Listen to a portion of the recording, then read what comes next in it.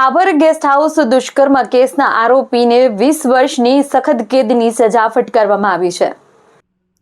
Babur guest હાઉસમાં 2 વર્ષ અગાઉ સગીરા પર દુષ્કર્મ આચરનાર યુવકને દિયોદર એડિશનલ સેશન કોર્ટે 20 વર્ષની સખત કેદની સજા ફટકારી છે। ઉપરાંત આરોપી પર ₹10,000નો દંડ પણ ફટકારવામાં આવ્યો છે।